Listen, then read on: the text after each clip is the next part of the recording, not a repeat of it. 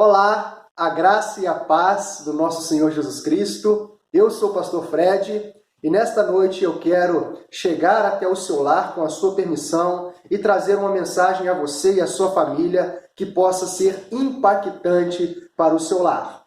Hoje nós queremos falar a respeito do amor de Deus. Hoje nós queremos falar a respeito de como esse amor ele pode impactar a minha vida, de como ele pode transformar a minha vida, de como eu posso ser alcançado pelo amor do Senhor, de como você pode ser alcançado também pelo amor de nosso Senhor Jesus Cristo. E nós iremos então abrir as nossas Bíblias. Quero convidar você a pegar a sua Bíblia, a juntar o pessoal aí ao redor da mesa, ao redor do sofá, da sala, pegar a sua Bíblia, independente da versão, de qual é a Bíblia que você tem, é a palavra do Senhor que nós estamos falando. Pega a sua Bíblia e abra comigo lá em Efésios, capítulo 1. Efésios, capítulo 1. Já tenho aqui a minha Bíblia aberta em Efésios, capítulo 1. Enquanto você abre a sua Bíblia em Efésios, capítulo 1, vamos orar, para a gente ganhar um tempinho aqui. Senhor Deus, nosso Pai, tudo deve ser, Senhor, para Ti, toda glória, toda honra, todo louvor deve ser destinado ao Senhor neste dia. E nós queremos, Deus, pedir ao Teu Espírito Santo que habita em nós, que vem nos visitar, que possa, Senhor, alcançar corações, almas, para que Deus, juntamente com a mensagem que virá do Senhor, pessoas possam ser transformadas, possam ser impactadas radicalmente. Esse é o meu desejo e eu creio que esse seja também o desejo do Senhor. Fique conosco, Senhor. Afinal de contas, a presença mais importante no nosso meio é a presença do Senhor. Nós oramos, graças te damos por tudo, pedindo perdão pelas nossas falhas. No nome de Jesus. Amém.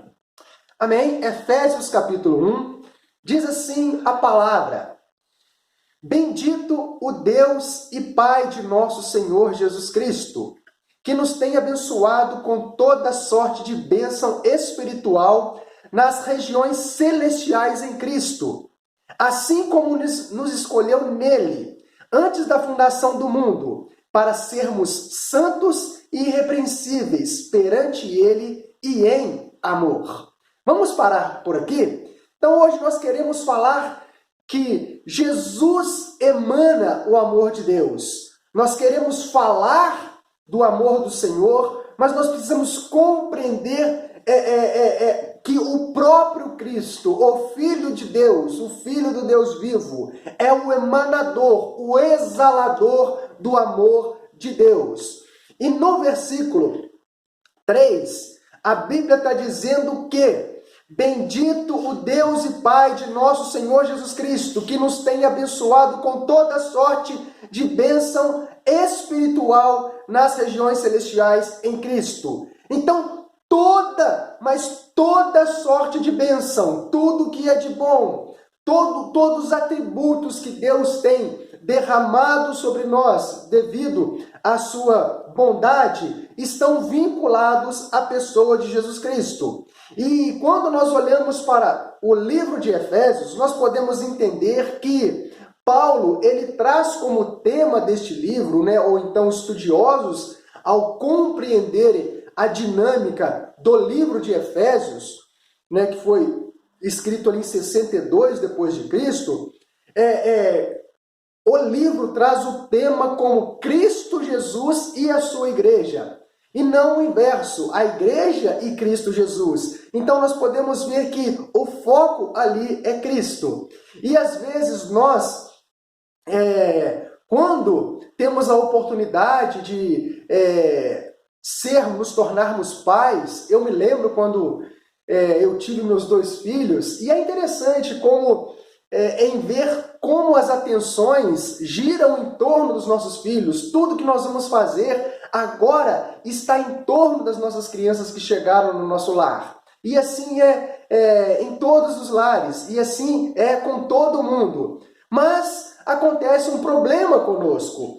Quando os nossos filhos vão crescendo, vão desenvolvendo, vão se tornando às vezes problemáticos, né, mais ativos, nós já não temos aquela atenção especial para eles. E se às vezes chega um outro bebezinho, pode ter certeza que o foco vai girar em torno desse bebê. Mas o que eu estou querendo dizer aqui é que na vida, no meio espiritual, também acontece esse problema, esse desfoco nosso. Porque quando às vezes nós aceitamos Jesus pela fé, quando nós abraçamos Cristo, nós estamos focados no Senhor Jesus Cristo, nós estamos empenhados em fazer a sua vontade, nós estamos animados em levar o seu evangelho e pregar a sua palavra. Mas, com o decorrer da vida, a gente simplesmente perde o foco de nosso Senhor Jesus Cristo. E esses dias, irmãos, são dias muito difíceis, dias talvez problemáticos para a igreja, dias conturbados para o cristianismo, mas não deveria ser. Nós deveríamos ainda estar focados em nosso Senhor Jesus Cristo. E no livro de Efésios, esse texto em específico, ele vai tratar aqui a respeito da eleição de Deus quanto aos seus eleitos, os seus escolhidos. Mas eu queria abordar esse trecho do capítulo 3 até o versículo 14 de uma ótica diferente. Afinal de contas, nós estamos falando que de Jesus emana o amor de Deus, de Jesus vem o amor de Deus, de Jesus exala o amor de Deus. E as pessoas às vezes perguntam, mas será que Deus me ama? E eu quero te dizer nesta noite que Deus te ama demais. E a prova do amor de Deus é Jesus Cristo. Tá bom? Então, ao invés de nós falarmos da eleição ou tratarmos aqui assuntos às vezes muito debatidos, polêmicos dentro da igreja, eu quero deixar o texto falar por si só e a gente ter uma ideia não somente da eleição, mas dos eleitos amados de Deus, aqueles que foram alcançados pelo amor que exala da pessoa de nosso Senhor Jesus Cristo. Então o título é Jesus emana o amor de Deus. Para quem não sabe, o verbo emanar significa vir de, originar-se de algo, ou aquilo que se desprende de uma substância. Então, nós podemos ver que Jesus Cristo, quando a gente vai ali em Filipenses, vamos lá, está bem pertinho aqui, Filipenses capítulo 2,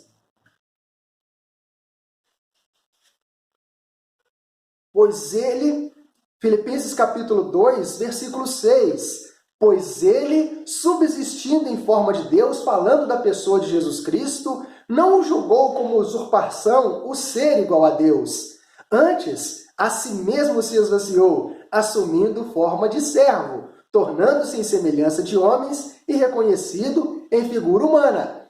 Então, nós sabemos que Jesus é Deus, que Jesus, ele é também o Filho de Deus, mas esse Cristo, ele deixa a glória, ele deixa a sua natureza primária, na forma do Filho de Deus celestial, e ele vem até nós, e ele se torna um homem, ele se torna o filho de Maria e de José, e ele é reconhecido entre todos nós pela sua natureza humana. Mas, irmãos, Jesus não veio a este mundo à toa, ele veio a este mundo demonstrar como que Deus nos ama, como que ele próprio nos ama, e nós precisamos ser alcançados por este amor. Nós precisamos ser exalados por esse amor de nosso Deus e nosso Senhor Jesus Cristo. Então, nesta noite, eu quero voltar para Efésios. Vamos lá em Efésios e vamos ver a questão da eleição, como ela é atribuída nesse texto? Primeiramente, a eleição aqui dos santos amados de nosso Senhor Jesus Cristo, ela é atribuída de uma forma cristocêntrica. O que eu estou falando? Olha só os versículos. Versículo 3. Bendito o Deus e Pai de nosso Senhor Jesus Cristo, que nos tem abençoado com toda sorte de bênçãos celestiais olha, o termo em Cristo, na pessoa de Cristo, assim como nos escolheu, versículo 4, nele, antes da fundação do mundo, para sermos santos e irrepreensíveis perante ele e em amor. Versículo 5, nos predestinou para ele, para a adoção de filhos, por meio de Jesus Cristo, segundo o beneplácito da sua vontade.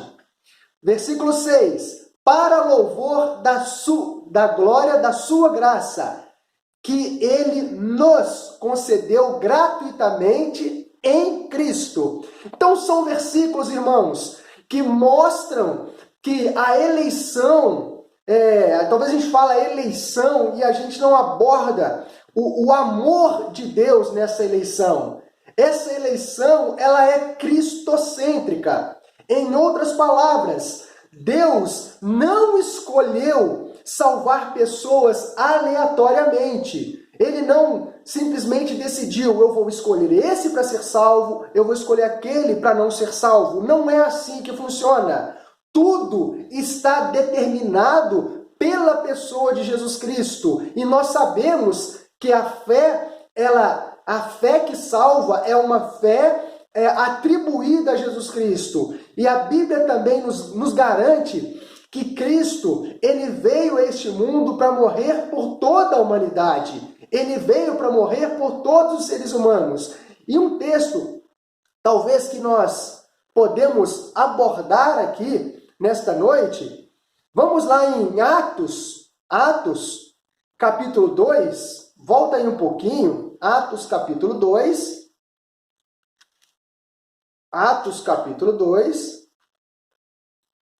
quando Pedro, ele começa ou inicia ali o seu ministério, a sua pregação, é importante a gente entender que Pedro, ele usa um termo muito interessante aqui, lá no versículo 38 e versículo 39. Respondeu-lhe Pedro, arrependei-vos, e cada um de vós seja batizado em nome de Jesus Cristo, para a remissão dos vossos pecados, e recebereis o dom do Espírito Santo. Então ele está falando para um povo judeu, né? E ele diz no versículo 39, pois para vós outros é a promessa, para os vossos filhos, e para todos os que ainda estão longe, isto é, para quantos o Senhor Deus chamar.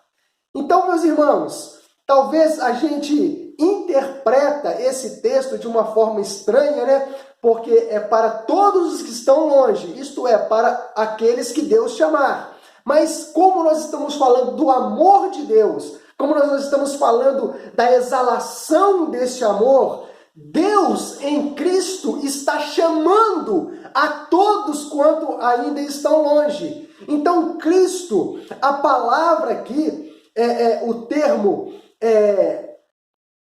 cristocêntrica, deixa bem claro para nós que o amor de Deus, a salvação, a eleição, ela não é antropocêntrica. Deus não escolheu salvar pessoas por causa das pessoas. Deus decidiu salvar as pessoas por causa de Cristo. Então isso precisa ser bem claro para todos nós. Romanos capítulo 3 também diz lá assim, no versículo 21. Romanos 3, 21. Mas agora sem lei se manifestou a justiça de Deus testemunhada pela lei e pelos profetas. Justiça de Deus mediante a fé em Jesus Cristo. Então nota que o mesmo termo aparece em Jesus Cristo, para todos e sobre todos os que creem, pois não há distinção. pois todos pecaram e carecem da glória de Deus, sendo justificados gratuitamente por sua graça, mediante a redenção que há em Cristo Jesus. Então, mais uma vez, a fé em Jesus, ela é oferecida a todos e sobre todos. Meus irmãos, eu quero dizer para você que nós precisamos entender a questão do amor de Deus no adjetivo centrífugo. Né? Já viu que a gente tem máquinas de lavar, né? Geralmente as máquinas de lavar, elas são centrifugadoras também. E o que isso significa para nós, essa palavra centrífugo? Que afasta do centro. Assim como a máquina de lavar, assim é o amor de Deus. Assim é o seu plano quanto à sua salvação. E isso é abrangido a todos os seres humanos, a toda a raça humana. Quando nós olhamos para a cruz do Calvário, a cruz é a explosão. Eu poderia usar aqui até o termo dizendo que a cruz, irmãos, de uma forma benéfica, de uma forma celestial, a cruz foi o reator explodido por Deus para alcançar a todos os seres humanos, primeiro os judeus e depois os gentios, depois a todos aqueles que vão vir a crer por meio de nosso Senhor Jesus Cristo. Então, meus irmãos, o plano de Deus é que quando Cristo morre na cruz do Calvário, ele está declarando que Jesus ali, ele está exalando o amor de Deus. E agora todos podem alcançar este amor. Todos têm este privilégio. Eu tenho, você tem, e todos os seres humanos. Jesus, ele morreu por mim e por você. A Bíblia diz que Deus amou ao mundo de tal maneira que deu o seu Filho para que todo aquele que nele crê não pereça, mas tenha vida eterna. Irmãos, quando o texto diz que Deus amou ao mundo, o mundo ali não é o sistema, não é o planeta, mas são os seres humanos que habitam neste planeta. Então, porque Deus amou a todos de tal forma que deu Jesus Cristo, para que eles não venham a perecer, mas que possam crer em Jesus Cristo e assim ir para o céu. Então, meus irmãos, então nós entendemos que a eleição ela deve ser vista diante do amor que emana de Cristo. Mas essa eleição, além de cristocêntrica, ela é também sanguínea. Então nós estamos vendo alguns termos aqui dentro do texto, sem a gente inventar, para a gente dizer o seguinte, que Deus ama todo mundo e Ele quer salvar a todo mundo. Essa eleição não é partidária, essa eleição não é arbitrária, essa eleição é condicional e adicional. Por quê? Versículo 7 de Efésios. No qual temos a redenção pelo seu sangue, a remissão dos pecados, segundo a riqueza da sua graça, que Deus derramou abundantemente sobre nós, em toda sabedoria e prudência, desvendando-nos o mistério da sua vontade, segundo o beneplácito que propusera em Cristo, de fazer convergir nele, em Cristo, na dispensação da plenitude dos tempos, todas as coisas, tanto as do céu como as da terra. Meus irmãos, então nós precisamos compreender que, além de ser cristocêntrica, esta eleição amorosa, ela é também sanguínea. E quando eu falo sanguínea, é de um sangue tipo sangue de Jesus. Se nós queremos nos tornar, preste atenção, nós podemos ser hoje não eleitos. Eu poderia muito bem ser um não eleito, mas eu posso querer me tornar um eleito. Eu posso querer ser um escolhido de Deus. Essa escolha está no Cristo, essa escolha está no sangue derramado de nosso Senhor Jesus Cristo. Talvez, irmãos, quando nós olhamos para o Velho Testamento, nós não conseguimos entender muito bem. Quando o sacerdote ele fazia o sacrifício, de ano em ano, de quando em quando ali, por todos. Ele primeiro fazia um sacrifício por ele, mas ele também fazia um sacrifício pela nação judaica. E é engraçado que quando ele faz o sacrifício coletivo, ele derrama um sangue. E esse sangue, ele é derramado ali sobre a arca, sobre o altar. Então, automaticamente, quando Deus olha para o altar, ele não vê as tábuas da lei que estão dentro da arca, mas ele olha e ele enxerga de cima, os querubins estão ali, ele enxerga o quê? O sangue derramado. Assim é comigo e assim é com você.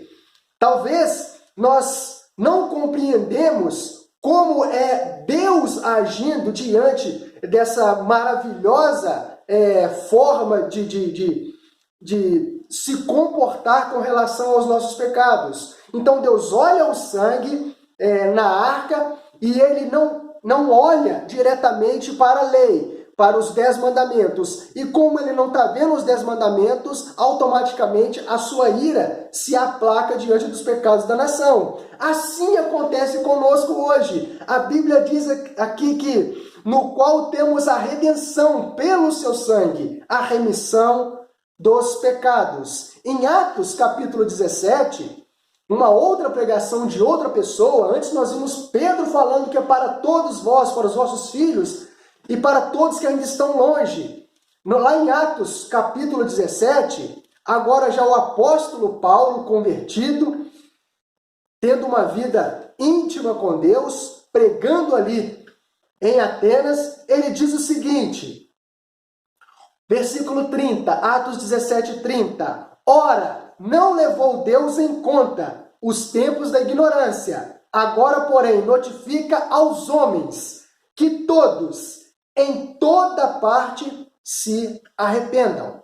Então, Paulo demonstra para nós, sendo assim, Paulo está deixando muito claro que ele está levando a mensagem do Evangelho, mas para que todos possam ter acesso a essa mensagem e todos venham a se arrepender. Assim como Jesus fala lá em Lucas, que se todos, de igual modo, não se arrepender, verão a ira de Deus.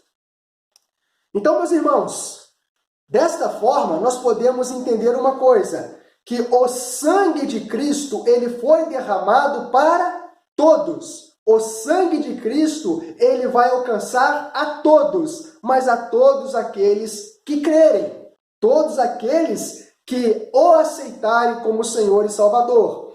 Assim como aconteceu no Velho Testamento, hoje acontece da seguinte forma: quando nós aceitamos Jesus, nós tomamos uma decisão com Cristo, o que ocorre em nossas vidas é um milagre maravilhoso diante da ótica divina. Deus olha para nós e ele enxerga pecadores, simplesmente pecadores. Mas quando nós aceitamos Jesus, o sangue que foi derramado na cruz do Calvário, ele cai sobre nós, ele é derramado sobre nós de uma forma espiritual. Então, quando Deus olha para nós hoje, ele já não enxerga simplesmente pecadores, mas agora ele enxerga o sangue de Cristo. E esse sangue de Cristo na minha vida e na sua vida também aplaca a ira de Deus sobre nós. Então, precisamos sim entender que a eleição, ela é uma eleição amorosa, cristocêntrica, sanguínea.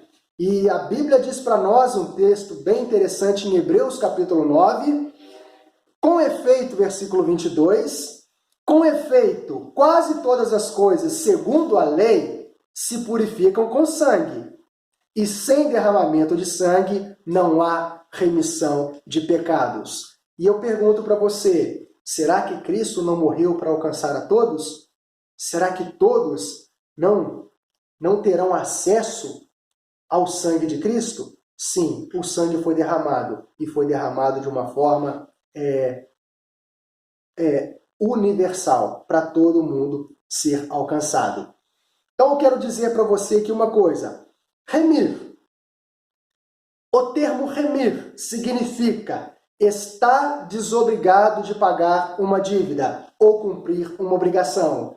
Na lei, nós tínhamos que cumprir rigorosamente todos os mandamentos, todas as leis, todas as observações da palavra de Deus. Mas agora na graça, salvos pela graça, nós estamos desobrigados a cumprir tudo aquilo que a lei nos ensinava. E há muito mais além disso. Hoje, nós não temos que pagar a dívida que nós deveríamos pagar por sermos pecadores. Lembra o que Deus falou com Adão e Eva? Porque no dia em que vocês pecarem, no dia que vocês desobedecerem, vocês vão morrer. E o salário do pecado é a morte. Então hoje nós não precisamos pagar com a nossa morte, até mesmo porque Cristo pagou com a sua morte para me livrar da morte, me livrar da dívida eterna. Então hoje somos libertos da culpa. A culpa que eu tenho e que você tem por causa dos nossos pecados. Nós somos culpados diante de Deus, mas o sangue de Cristo, ele nos limpa por completo desta culpa. 1 João, capítulo 1, versículo 9. Se confessarmos os nossos pecados, ele é fiel e justo para perdoar os nossos pecados. Deus é poderoso, Cristo é poderoso para perdoar os nossos pecados e nos purificar de toda injustiça. E assim nós recebemos o perdão. E esse perdão é para todos e sobre todos, como Pedro pregou, como Cristo pregou e como Paulo pregou e como eu estou pregando. E a salvação, ela é, além de ser oferecida a todos, ela também, essa eleição amorosa de Efésios 3, ela é coletiva. Como eu acabei de dizer, nós precisamos entender o propósito da coletividade aqui. Então, Cristo morreu por todos. Mas, pastor, todos vão ser salvos? Não, claro que não. Por quê? Porque é uma condição. Há uma condição pessoal, há uma condição que eu e você precisamos entender. Nós podemos ser resgatados, nós podemos ser perdoados, nós podemos ser eleitos, mas para isso nós precisamos ter Jesus em nós. Eu falei que ela é coletiva, a salvação, a eleição é coletiva, mas ao mesmo tempo essa coletividade se torna pessoal na vida de indivíduos. Efésios capítulo 1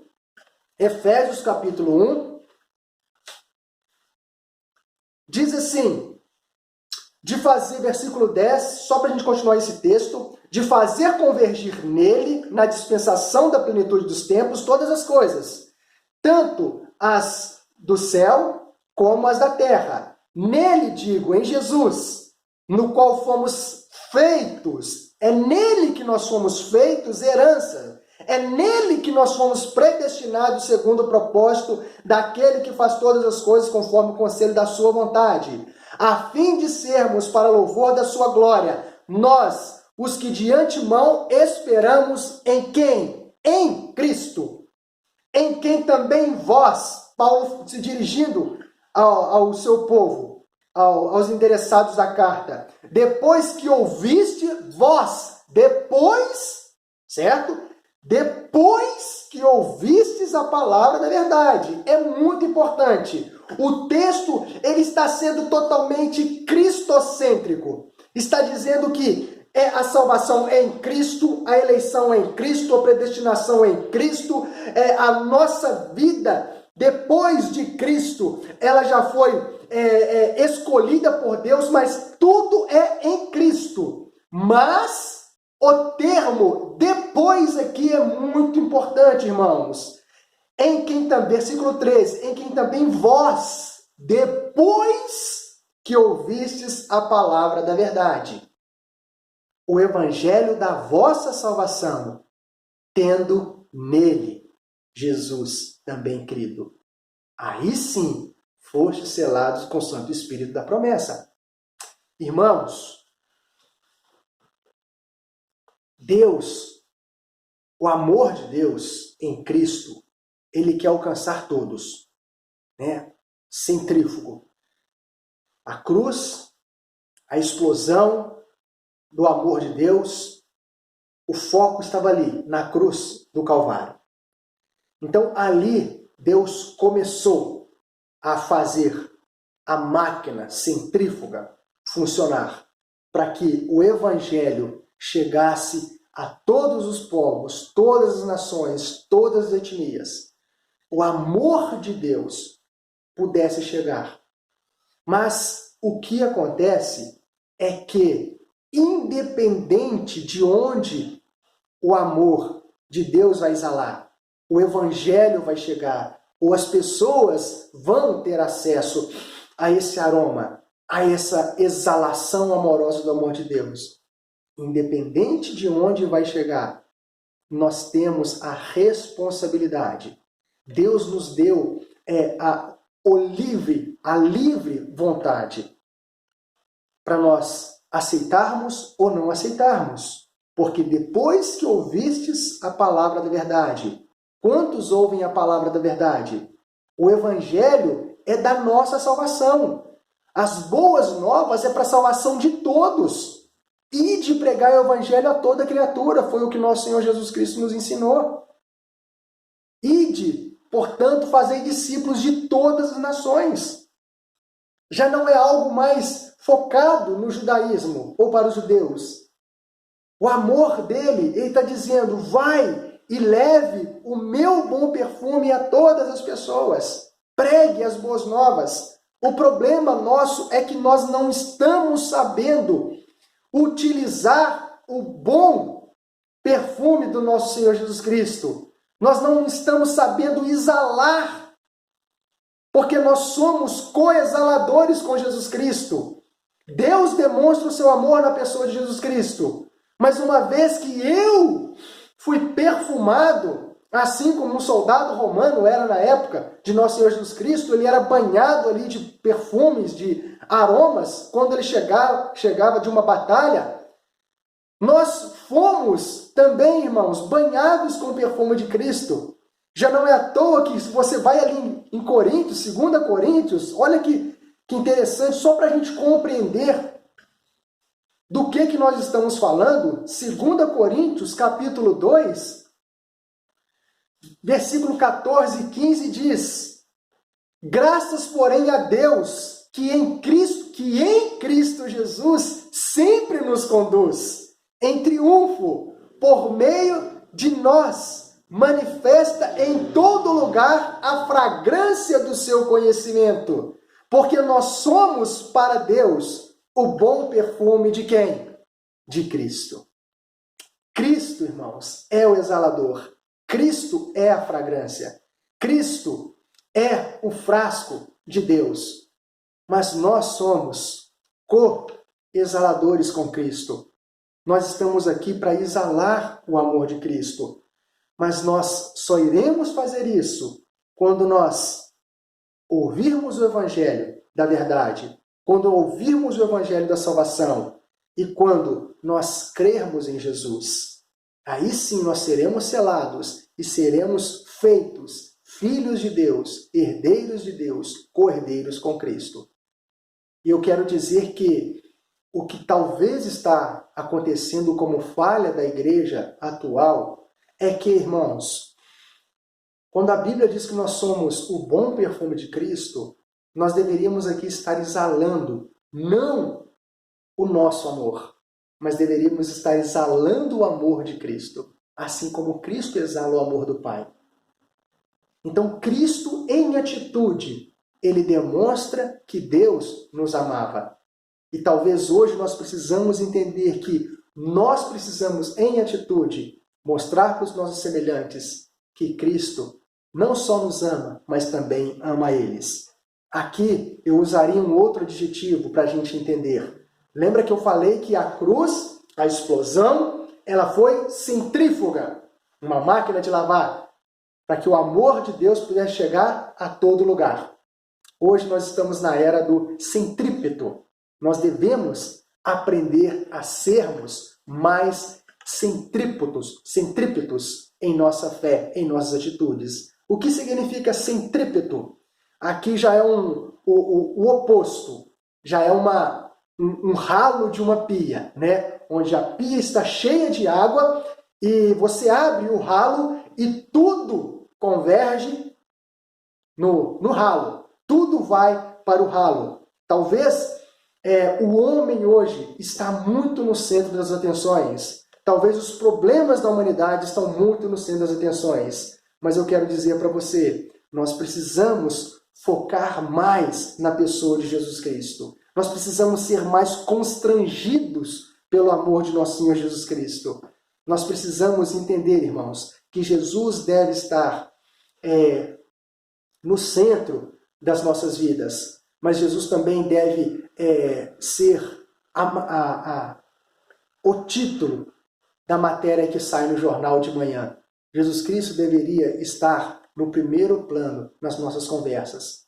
Às vezes nós falamos demais de política, às vezes nós falamos demais de doença, nós estamos nos dias de pandemia, mas e Jesus Cristo? Será que nosso amor está indo na direção de Jesus Cristo? Centrípeto, que se dirige para o centro. Assim deve ser o nosso amor. O plano de Deus e da nossa salvação é que hoje nós, que fomos alcançados pelo amor de Cristo, nós possamos voltar para Cristo, amando a Cristo e fazendo a sua vontade. Eu quero perguntar para você, será que hoje nós estamos amando Jesus Cristo? Será que nós já experimentamos o amor de Cristo? Isso não é religião, isso não é ensinamento herético, é o que a Bíblia nos apresenta. E se você tem qualquer dúvida sobre como Deus te ama e como Deus continua te amando até nos dias de pandemia, eu quero dizer para você, a cruz é a prova que Deus, Ele te ama de verdade. Amém? Certa vez, alguém me contou alguns fatos interessantes sobre a Segunda Guerra Mundial e sobre uma pesquisa feita com pessoas que foram para a guerra e retornaram da guerra viva, isso é, da Segunda Guerra. E essa pesquisa foi feita com incrédulos, ateus, crentes mais ou menos e crentes fiéis. E o interessante é que mesmo essas pessoas indo para a guerra, mesmo essas pessoas estando na guerra e mesmo essas pessoas retornando da guerra, essa pesquisa demonstrou algo fantástico, que o incrédulo voltou da guerra incrédulo, o crente mais ou menos voltou da guerra do mesmo jeito, o ateu voltou da guerra sendo ainda ateu, mas o crente fiel, ele voltou da guerra sendo mais fiel ainda. Eu não sei como você está hoje. Talvez a pandemia dos nossos dias tenha sido motivo para fazer você ficar desconectado com Deus. Mas eu quero te dizer, nosso Deus é um Deus que se adora em espírito e em verdade. E se nós estamos impossibilitados de congregar num templo feito por mãos humanas, eu quero dizer que Deus, Ele habita em nós. Nós somos a representação da Igreja do Senhor e nós devemos continuar sendo fiéis a todo instante, independente de caos, independente de pandemia, independente do lugar ou daquilo que está acontecendo conosco. Amém? Feche os seus olhos, eu quero orar por você. Senhor Deus, obrigado porque o amor de Jesus Cristo nos constrange, nos alcançou. Obrigado, Senhor, porque o perfume do teu amor na pessoa de Cristo chegou até nós aqui no Ocidente. Senhor, a mensagem do Evangelho ela é muito clara.